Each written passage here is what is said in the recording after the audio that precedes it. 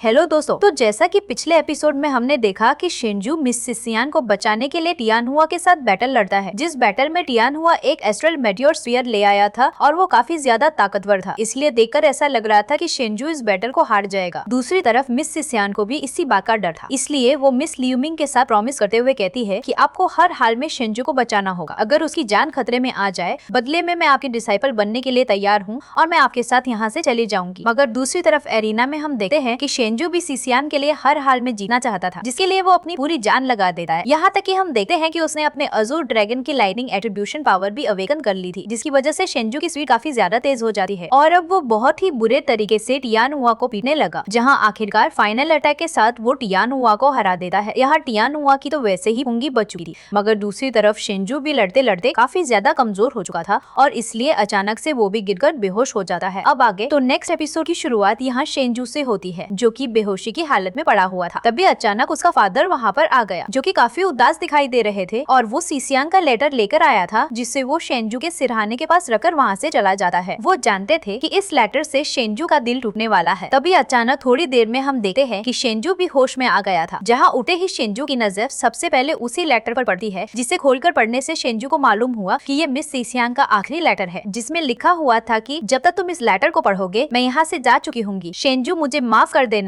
मुझे नानवू कंट्री छोड़कर जाना होगा, क्योंकि तुम भी जानते हो कि याओ टियानहुआ बहुत ही बड़ा कमीना है और वो हमेशा हमें परेशान करता रहेगा। इसीलिए मैं लेडी एम्प्रेस लियूमिंग के साथ इस कंट्री को छोड़कर सेक्लूशन एकांतवास में जा रही हूँ, ताकि एक दिन मैं अपने मोर्टल ट्राइबुलेशन एग्जाम में पास हो जाऊँ। ये बात सुनकर तो शिनजू से रहा नहीं जाता और वो फौरन से खड़ा होते हुए मिस सिसियान को ढूंढने के लिए वहाँ से तेजी के साथ भागने लगा है। शिनजू बहुत ही ज्यादा इमोशनल हो चुका था, वो सिसियान को नहीं खोना चाहता। लेकिन दूसरी तरफ सिसियान शिनजू से कहती है कि एक बार जब मेरी ट्रेनिंग कंप्लीट हो जाए तो मैं वादा करती हूँ कि मैं तुम्हें ढूंढने के लिए वापस आऊंगी, फिर चाहे तुम जहाँ मर्जी हो मैं तुम्हारे पास आ जाऊंगी, फिर चाहे हमारे दरमियान हजारों पहाड़ों का रास्ता ही क्यों न हो, कोई भी हमें एक दूसरे से जुदा नहीं कर पाएगा। ये सब कहते हुए मिस सिसियान आखिरी दफा रॉयल सिटी को देख रही थी, जहाँ उसकी आंखों में भी आंसू आने वाले थे। बेशक वो भी ये सब करना नहीं चाहती, लेकिन वो जानती है कि यही जरूरी है। इसीलिए वो मिस लियूमिंग से कहने लगी कि मास्टर चलो यहाँ से चलते हैं। ये सब भारी मन के साथ कहते हुए मिस सिसियान अभी वहाँ से जाने लगी थी, तभी अचानक वहाँ पर शिनजू पीछे से पहुँच गया, जो कि ऊंची आवाज में चिल्लाते हुए कहता है कि सिसियान रुको। सिसियान भी अचानक से शिनजू को यहाँ पर देखकर खुश हो गई थी और वो उसकी तरफ भागते हुए उसके गले लग जाना चाहती थी, लेकिन वो खुद पर काबू रखती है, क्योंकि वो जानती थी कि उसके मास्टर को ये बिल्कुल भी अच्छा नहीं लगेगा। दूसरी तरफ हम देखते हैं कि शिनजू भी यहाँ पर आने के बाद सबसे पहले मिस लियूमिंग यानी कि लेडी एम्प्रेस को ग्रेट अभिवादन करता है, जिस पर लेडी एम्प्रेस धीरे धीरे से शिनजू के सामने आकर खड़ी हो जाती है और वो शिनजू से कहती है कि मेरे साथ आओ। ये सब कहते हुए मिस लियूमिंग शिनजू को अपने साथ साइड पर ले आई थी, जहाँ पर वो शिनजू से सवाल करते हुए पूछती है कि किस्मत से तुम्हें तुम्हारे स्पिरिट वेंस मिल चुके हैं, लेकिन फिर भी तुम कितने ज्यादा कमजोर हो, तुम बहुत ही ज्यादा स्लो हो। जिस पर शिनजू मिस लियूमिंग को जवाब देते हुए कहता है कि मैं वादा करता हूँ कि मैं रॉयल फैमिली में अपनी शेंग फैमिली को सबसे ज्यादा ताकतवर बना दूंगा। ये सुनकर भी मिस लियूमिंग जवाब देते हुए कहती है कि ये नानवू कंट्री बहुत ही ज्यादा छोटी है, जब तक तुम इस नानवू कंट्री में रहोगे तुम हमेशा एक कुएं का मेंढक बनकर रहोगे, जिसे मालूम ही नहीं कि ये दुनिया कितनी ज्यादा बड़ी है। तुम्हारा मकसद बहुत ही ज्यादा कमजोर है, इसलिए मुझे नहीं लगता कि तुम सिसियान को डिजर्व करते हो। ये सब सुनकर तो शिनजू को भी बुरा लगा और वो कहता है कि आखिर आप होती कौन हो ये बताने वाली कि सिसियान को मैं डिजर्व करता हूँ या नहीं। जो सुनकर तो मिस लियूमिंग पीछे की तरफ पलटते हुए शिनजू पर अपनी पावर से हमला कर देती है। साथ ही साथ वो कहने लगी कि तुम्हारी हिम्मत कैसे हुई मेरे सामने इस तरह से बात करने की, वो भी इन मामूली एबिलिटीज के साथ जो कि कुछ भी नहीं है। शिनजू उस अटैक की वजह से इंजर्ड हो चुका था। साथ ही साथ हम देखते हैं कि मिस लियूमिंग और ज्यादा उस पर प्रेशर लगाना शुरू कर देती है। साथ ही साथ वो शिनजू की आंखें खोलने लगी, जहाँ पर वो शिनजू से कह रही थी कि तुम सिसियान को हासिल करना चाहते हो, लेकिन अगर तुम खुद भी सोचो तो तुम्हारी खुद की भी कोई औकात नहीं है। अगर तुम एक ऐसे इंसान बनने वाले हो जिसका फ्यूचर इस नानवू कंट्री से बाहर है ही नहीं,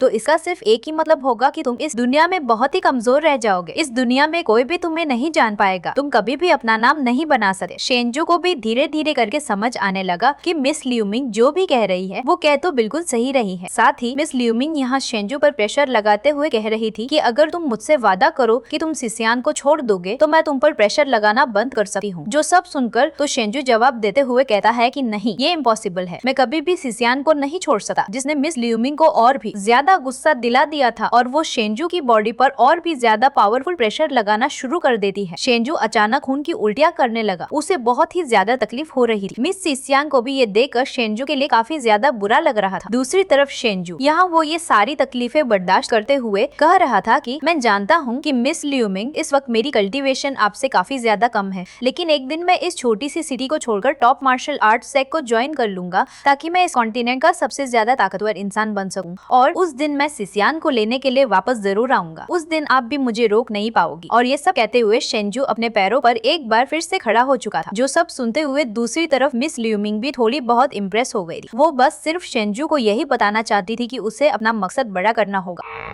और चूंकि शेंजू ने यहाँ पर प्रॉमिस किया है कि वो इस कॉन्टिनेंट का सबसे ज्यादा ताकतवर इंसान बनेगा, इसलिए मिस ल्यूमिंग शेंजू पर प्रेशर लगाना बंद कर देती है। साथ ही साथ वो शेंजू से कहने लगी कि तुमने जो बात करी वो बहुत ही ज्यादा बड़ी है, अगर तुम अपनी इस बात को पूरा कर देते हो तो मैं वादा करती हूँ कि मैं तुम्हारे रास्ते में नहीं आऊंगी। जिस पर शेंजू खड़ा होकर जवाब देते हुए कहता है कि मैं वादा करता हूँ कि मैं ऐसा जरूर करूंगा। मिस सिसियान भी ये सब सुनते हुए फौरन से शेंजू के पास आकर खड़ी हो गई थी। जो सब देखते हुए मिस ल्यूमिंग कहती है कि तुम्हारे पास 5 मिनट है, उसके बाद हम यहाँ से रवाना होंगे। जो कहते हुए मिस ल्यूमिंग आगे की तरफ चली गई थी। पीछे की तरफ सिसियान और शेंजू अकेले रह गए थे। दोनों ही इमोशनल होकर एक दूसरे की आंखों में देख रहे थे। तभी अचानक शेंजू सिसियान से कहता है कि तुम्हारी मास्टर बिल्कुल सही कह रही है, तुम्हारे पास काफी ज्यादा नेचुरल टैलेंट है, तुम्हें अपने फ्यूचर को बर्बाद नहीं करना चाहिए। तुम्हें एक बड़ा सा स्टेज चाहिए जहाँ पर तुम अपनी ट्रेनिंग को कंप्लीट करते हुए खुद को ताकतवर कर सको, और फिक्र मत करना, मैं तुम्हें लेने के लिए वापस जरूर आऊंगा। जो सब सुनकर मिस सिसियान भी हाँ में सर हिलाती है। इसके बाद हम देखते हैं कि शेंजू ने फौरन से सिसियान को गले लगा लिया था। जहाँ शेंजू के गले लगते ही मिस सिसियान की आंखों से आंसू बरसना शुरू हो जाते हैं और वो इमोशनल होकर रोने लगी थी। कुछ देर ये लोग इसी तरह से एक दूसरे के गले लगे रहे। इसके बाद मिस सिसियान अपना हेयर पिन निकालते हुए यहाँ शेंजू को लास्ट निशानी के तौर पर दे देती है, क्योंकि मिस ल्यूमिंग ने आवाज दे दी थी कि चलो सिसियान, तुम्हारा वक्त पूरा हुआ, अब हमें यहाँ से चलना होगा। जिसकी वजह से मिस सिसियान मिस ल्यूमिंग की तरफ बढ़ने लगी और ये दोनों ही फ्लाइंग स्वॉर्ड्स का इस्तेमाल करते हुए यहाँ से उड़ते हुए चली जाती है, जिन्हें जाता हुआ शेंजू क्लिफ से खड़ा होकर देख रहा था। साथ ही साथ वो यहाँ मिस सिसियान की हेयर पिन की तरफ देखते हुए कहता है कि वादा रहा, अगर हमारे बीच 10,000 पहाड़ भी आ जाए तब भी वो हमें एक दूसरे से जुदा नहीं कर पाएंगे। दूसरी तरफ सीन शिफ्ट होकर याओ फैमिली में आ जाता है, जहाँ पर हम देखते हैं कि याओ फैमिली का यंग मास्टर याओ टियान हुआ, वो भी काफी ज्यादा गुस्से में भड़का हुआ था। जहाँ पर वो गुस्सा होते हुए कह रहा था कि तुम्हें क्या लगता है कि तुमने लेडी एम्प्रेस को अपना मास्टर बना लिया तो मैं शेंजू को बख्श दूंगा, तो ऐसा नहीं होने वाला। ये सब कहते हुए याओ टियान हुआ वहाँ पर मौजूद चीजों को करते हुए उन पर गुस्सा निकालने लगा, यहाँ तक कि वो अपने ही सोल्जर्स पर हमला करने लगता है, जहाँ वो उन्हें मारते हुए उन पर अपना गुस्सा निकालने की कोशिश कर रहा था। तभी अचानक वहाँ पर 2 लोग आ जाते हैं, जिनमें से एक आदमी काफी ज्यादा ताकतवर हटा-कटा दिखाई दे रहा था और एक लड़की जो कि दिखने में तो हॉट थी लेकिन वो साथ ही साथ एक इवेंट मास्टर दिखाई दे रही थी, जिन्हें देखकर तो याओ टियान हुआ भी फौरन से खुद को संभालते हुए कहता है कि आखिरकार तुम दोनों यहाँ पर आ गए। जिस पर वो दोनों तो याओ टियान हुआ को इग्नोर करते हुए सीधे सीधे आगे की तरफ बढ़ने लगते हैं। याओ टियान हुआ भी ये देखकर थोड़ा सा हैरान था कि आखिर तीसरा कहाँ रह गया। तभी अचानक वहाँ पर एक गोल्डन लाइट चमकने लगती है, जिसके अंदर हम एक व्हाइट कपड़ों वाले आदमी को देखते हैं, जिसके आसपास कई सारी गुलाब की पंखुड़ियाँ थी। टियान हुआ तो उससे देखकर काफी ज्यादा खुश हो गया था। दूसरी तरफ हम देखते हैं कि वो आदमी तेजी के साथ मूव करते हुए अपने बाकी दोनों साथियों के बीच में जाकर खड़ा हो जाता है। जिन तीनों को यहाँ पर देखकर सारे के सारे सोल्जर्स तो घबरा रहे थे, लेकिन याओ टियान हुआ उन सब लोगों को ग्रीट करते हुए कहता है कि आप लोगों का बहुत बहुत शुक्रिया, जो कि आप लोग ताइवू कंट्री से इतनी दूर ट्रेवल करके यहाँ पर आए। उम्मीद करता हूँ कि आप लोगों का सफर अच्छे से गुजरा होगा। यहाँ पर टियान हुआ भी थोड़ा बहुत नर्वस हो रहा था, क्योंकि ये तीनों ही याओ फैमिली के 3 गार्डियंस हैं, जो कि तीनों ही काफी ज्यादा खतरनाक थे।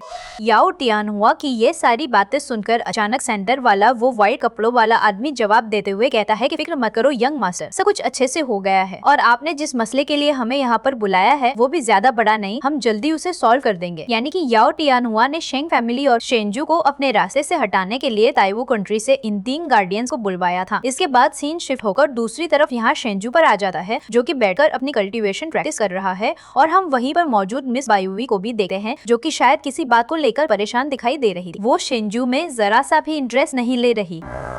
लेकिन थोड़ी देर में हम देखते हैं कि मिस सुमी भी आ गई थी, जो कि धीरे धीरे से शेंजू की तरफ बढ़ते हुए कह रही थी कि देखकर अच्छा लगा कि तुम्हारे 4 सिंबल डिवाइन स्किल पहले से काफी ज्यादा इम्प्रूव हो चुकी है, यहाँ तक कि तुम्हारे मसल्स भी पहले से ज्यादा बड़े हो चुके हैं। मिस यूमी की ये प्यारी आवाज सुनकर तो शेंजू ने फौरन से अपनी आंखें खोल दी थी और वो एक्साइटमेंट में खड़े होते हुए यही कह रहा था कि सियुमी आखिरकार तुम्हारी स्पिरिचुअल पावर रिकवर हो चुकी है। यहाँ शेंजू अभी खड़ा होने ही वाला था, लेकिन सियुमी उसके कंधे पर हाथ रखते हुए फौरन उसे दोबारा से नीचे बिठा देती है।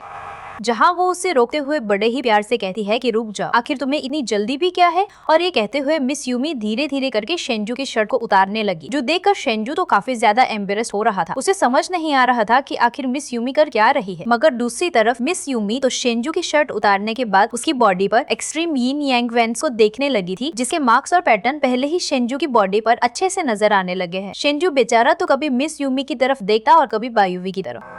वो समझने की कोशिश कर रहा था कि आखिर मिस यूमी मुझसे चाहती क्या है, जबकि दूसरी तरफ मिस यूमी तो शेंजू की पूरी बॉडी देखने के बाद यहाँ उसके चेस्ट पर हल्का सा टच करती है, जिसकी वजह से शेंजू की बॉडी पर बने हुए वो यिन यांग स्पिरिचुअल वेंस गायब हो जाते हैं। साथ ही साथ मिस यूमी ने शेंजू से कहा कि चलो अपनी कल्टीवेशन प्रैक्टिस शुरू करो, जो सुनकर शेंजू बिल्कुल ऐसे ही करने लगा और मिस यूमी भी उसकी कल्टीवेशन के दौरान अलग अलग वाइटल पॉइंट्स पर हिट करते हुए उसकी एनर्जी फ्लो को और ज्यादा इंक्रीज करती जा रही थी, ताकि शेंजू अपनी कल्टीवेशन को और ज्यादा रफ्तार के साथ कर सके। यहाँ वो वाइटल पॉइंट्स ओपन होने के बाद अचानक हम देखते हैं कि शेंजू की एनर्जी इंक्रीज हो गई। साथ ही साथ उसकी लाइटनिंग एट्रीब्यूशन पावर भी उसकी बॉडी से बाहर की तरफ निकलती हुई दिखाई देती है, जिसे देखकर मिस यूमी कहती है कि देखकर मुझे काफी अच्छा लगा कि तुमने इतने थोड़े से अरसे में ही अजूर ड्रैगन के लाइटनिंग एट्रीब्यूशन पावर को भी अवेकन कर लिया है, और अब तुम्हारी बारी है नेक्स्ट स्टेप में जाने के लिए। जैसे तुमने पिछली बार अजूर ड्रैगन और फायर फिनिक्स की पावर्स को कंबाइन करते हुए एक फ्लेमिंग ड्रैगन क्रिएट कर दिया था, अब मैं चाहती हूँ कि तुम इस बार अजूर ड्रैगन की लाइटनिंग एट्रीब्यूशन पावर को फायर फिनिक्स के साथ कंबाइन करो। ये सुनकर तो शेंजू भी एक्साइटेड हो गया था और वो फौरन से यहाँ पर अपनी फ्लेम पावर्स और अजूर ड्रैगन की लाइटनिंग एट्रीब्यूशन पावर दोनों को कंबाइन करने की कोशिश करता है, मगर वो इन दोनों पावर्स को मर्ज करने के बाद स्टेबल नहीं रख पा रहा था, जिसकी वजह से वो बार बार नाकाम हो रहा है। शेंजू तो ये सब देखकर सोच में पड़ गया था। तभी अचानक दूसरी तरफ मिस यूमी यहाँ पर शेंजू से कहती है कि क्या तुम अभी मेरा ही इंतजार कर रहे हो कि मैं तुम्हें दोबारा से कपड़े पहनाऊं? जो सुनकर तो शेंजू समझ गया था कि मिस यूमी क्या कहना चाहती है, और इसीलिए वो खड़ा होते हुए फौरन से अपनी शर्ट को दोबारा से पहन चुका, जिसके बाद वो मिस यूमी से कहने लगा कि तुम्हारा बहुत बहुत शुक्रिया, तुम्हारी वजह से मैं अपने यिन यांग वेंस के यांग वाले वर्जन के मेरिडियंस को अच्छे से कंट्रोल कर पा रहा हूँ, लेकिन अभी तक मैं अपने यिन मेरिडियंस की पावर्स को अवेकन नहीं कर पाया हूँ। वैसे दोस्तों, मैं आप लोगों को पहले ही बता दूं कि चाइनीज में यिन मेरिडियंस और यिन पावर्स का अक्सर मतलब होता है कि कोल्ड एनर्जी वो पावर्स जो कि कोल्ड एट्रीब्यूशन रखती है, और दूसरी तरफ यांग मेरिडियंस वो पावर्स होते हैं जो कि हॉट एट्रीब्यूशन रखते हैं, जैसे कि फ्लेम हो। यांग मेरिडियंस की पावर तो वैसे भी मिस यूमी शेंजू को सिखाने वाली थी, जो कि शेंजू सीख भी रहा है, मगर जहाँ तक बात यिन मेरिडियंस की है, वो तो सिर्फ मिस बायुवी ही शेंजू को सिखा पाएगी।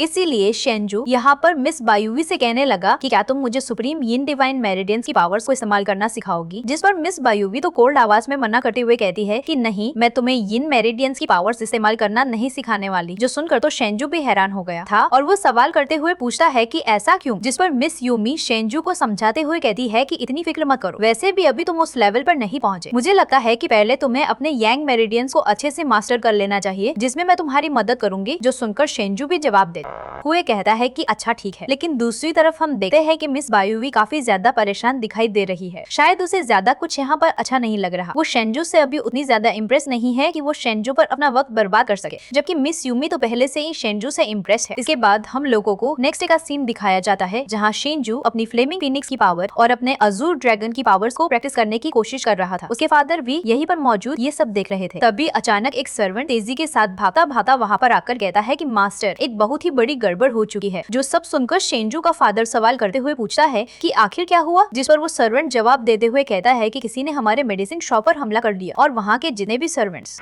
थे वो सारे के सारे किडनैप हो चुके हैं। जहाँ इन्वेस्टिगेट करने पर हम लोगों को मालूम हुआ है कि कोई उन्हें किडनैप करके सिटी से बाहर जंगल में ले गया है। ये सब सुनकर चेन टियानहो सवाल करते हुए पूछता है कि क्या तुम बता सकते हो कि आखिर उन्हें किसने किडनैप किया? क्या उन बंदों के बारे में तुम लोगों को कुछ भी मालूम हो पाया? जिस पर वो सर्वेंट जवाब देते हुए कहता है कि नहीं मास्टर, हम ये तो नहीं जानते कि वो लोग कौन है, लेकिन हाँ, मैं ये जरूर बता सकता हूँ कि उन लोगों ने हमारे मेडिसिन शॉप से कुछ भी नहीं चुराया। वो बस सिर्फ हमारे लोगों को ही किडनैप करके वहाँ से लेकर गए हैं, और मुझे शक है कि यकीनन उन लोगों के पीछे कोई और नहीं बल्कि याओ फैमिली ही होगी। जो सुनकर तो शेंजू भी थोड़ा सा परेशान हो गया था और वो अपने फादर से कहता है कि क्या ये याओ फैमिली की दोबारा कोई और चाल है। अभी वो ये कह ही रहा था कि तभी अचानक ऊपर से एक पत्थर नीचे की तरफ आ गिरा और शेंजू को ऐसा लगा जैसे कि कोई उस पर नजर रख रहा है, इसलिए वो देखते हुए कहता है कि कौन है वहाँ पर। ये सवाल करते ही शेंजू फौरन से भागते हुए शेंग फैमिली के मेंशन से बाहर आ जाता है, जहाँ चारों तरफ देखने पर भी शेंजू को कोई दिखाई नहीं दे रहा था सिवाय एक डॉल के, जो कि शेंग फैमिली के मेंशन के गेट के साइड पर पड़ी हुई। ये डॉल काफी ज्यादा अजीब दिखाई दे रही थी, जिसे शेंजू उठाकर अभी गौर से देख ही रहा था कि तभी अचानक वहाँ पर एक छोटी सी बच्ची आ गई, जिसे देखकर शेंजू सवाल करते हुए पूछता है कि क्या ये डॉल तुम्हारी है। इस पर वो बच्ची जवाब देते हुए कहती है कि हाँ ये मेरी है। इसीलिए शेंजू ने वो डॉल उस बच्ची को दे दी, जिसे लेकर वो बच्ची भागते हुए फौरन वहाँ से चली जाती है। तभी अचानक मास्टर चेन टियानहू भी वहाँ पर आ गए, जो कि शेंजू से सवाल करते हुए पूछते हैं कि शेंजू आखिर क्या हुआ, क्या कुछ गड़बड़ है। इस पर शेंजू जवाब देते हुए कहता है कि नहीं कुछ नहीं, मुझे लगा जैसे कि कोई मुझ पर नजर रख रहा है, लेकिन शायद वो मेरी गलतफहमी थी। इसके बाद दूसरी तरफ हम देखते हैं कि वो बच्ची भागते भागते इसी तरह से दूर आती जा रही थी। इसके बाद सीन शिफ्ट होकर एक पुल पर आ जाता है, जहाँ पर हम देखते हैं कि याओ फैमिली की वो लड़की गार्डियन वहाँ पर मौजूद थी, जो कि दिखने में काफी ज्यादा हॉट लग रही है। इसलिए हम देखते हैं कि वहाँ पर एक शॉपकीपर उसी लड़की की तरफ देखा जा रहा था। उसे इस लड़की का ये खूबसूरत फिगर देखकर काफी ज्यादा मजा आ रहा था। लेकिन तभी अचानक हम देखते हैं कि उस लड़की ने अपनी उंगली हिलाकर उस शॉपकीपर पर कोई जादू कर दिया, जिसकी वजह से वो शॉपकीपर वहीं पर गिरकर बेहोश हो जाता है। उसे पता भी नहीं चला कि आखिर उसके साथ क्या हुआ। शायद वो लड़की अपनी किसी फ्रेग्रेंस खुशबू का इस्तेमाल करते हुए लोगों को बेहोश कर रही थी। थोड़ी देर में वो छोटी बच्ची भी भागते भागते उसी लड़की के पास आ गई थी, जहाँ वो उससे वो डॉल दे देती है। दूसरी तरफ वो लड़की भी इस डॉल को लेते हुए कहती है कि बच्ची तुम्हारा बहुत बहुत शुक्रिया मेरे लिए मेरी ये गुड़िया ढूंढ कर लाने के लिए। ये मेरी बहुत ही ज्यादा अच्छी दोस्त है। और इसी काम के बदले वो उस बच्ची को एक कैंडी स्टिक दे देती है, जिसे लेकर वो बच्ची भी खुश होते हुए फौरन वहाँ से भागने लगी। मगर आगे की तरफ भागते भागते जब वो उस कैंडी स्टिक को अभी खाने ही वाली थी, तभी अचानक वो देखती है कि उस कैंडी स्टिक के अंदर से कुछ अजीब सी स्मेल आ रही है, सड़ी हुई बदबूदार इविल पावर्स की स्मेल। इसलिए हम देखते हैं कि वो बच्ची रोते हुए फौरन से उस कैंडी को गिराकर वहाँ से भाग जाती है। ये कैंडी स्टिक भी उसी इविल लड़की को डिनोट कर रहा था, जो कि बाहर से दिखने में बेशक ही ज्यादा खूबसूरत है, लेकिन अंदर से वो सड़ी गली हुई एक बदसूरत इविल सोल मास्टर है। पर इस शॉपकीपर को तो ये मालूम नहीं था, इसलिए ये अभी भी उस लड़की को देखकर अपनी लार टका रहा था।